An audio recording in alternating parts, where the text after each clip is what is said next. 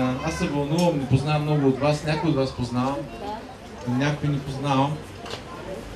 За мен е огромна привилегия да се молим за това дете. Можем да се изправим, така съм сигурен, че и ръцете ви няма да правят други неща.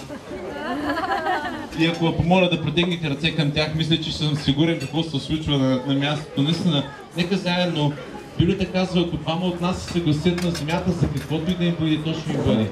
Така че може ли вашите ръце, които са знак на присъединяване, на вяра, и Господи, ние стоим пред Твоя престол сега, ние стоим пред Твоя престол сега, ние се молим и това семейство да го направиш да е за благословение на земята си. Молим се за Идо, молим се за целия дом, за целия отбор се молим. В името на Исус Христос. Аз се моля за него като глава в дома, да бъде глава, която взема трезви решения, които са угодни на Бог и които почиват, Господи, на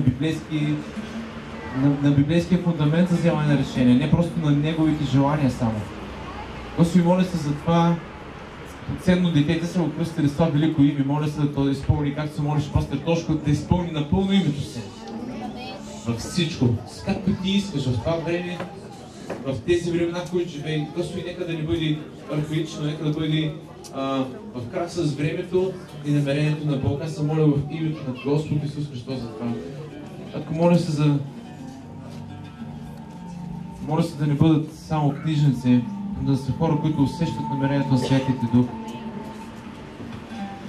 Понякога за нас татко е достатъчно да четем, но за теб не е достатъчно да четем. Ти искаш да познаваме. За теб не е достатъчно да четем. Даже не е достатъчно да се молим. Ти искаш един друг копнеж да има вътре. И това да е нестикващото желание за познаване. Да се моля това дете в името на Исус.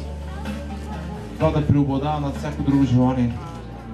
Само ти можеш да подариш такова сърце. Сърце, което иска да познава. Може се да е активен служител. Защото ти казваш, че всеки един от нас, Господи, трябва да се покланя и ти служи. И ти буквално слагаш стандарт за това. Но се моля, Господи, служението в неговия живот да не е водещо, но поклонението и взаимоотношението с Бог да определяш всичко друго. В името на Господ Исус Христос се моля за това. В името на Исус ти благодаря, Татко, за това, че ти вършиш нещо в сърцето на това дете. Моля се за Дидо, моля се за Роси да бъдат пример. Когато порасне, той да иска да има семейство, понеже ще е видял уюта на дома и силата на дома. В името на Исус се моля за това.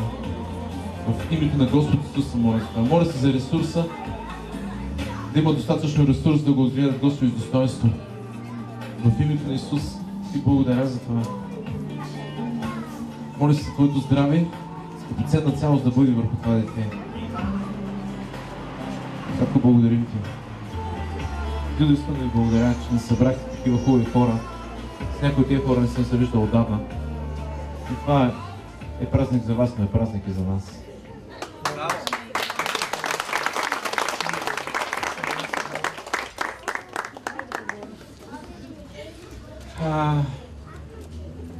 Когато ви се стори, че сте сами, помнете днескашния ден. Тези, които сме яли на трапезата, сме готови да споделим и трапезата на битката с вас.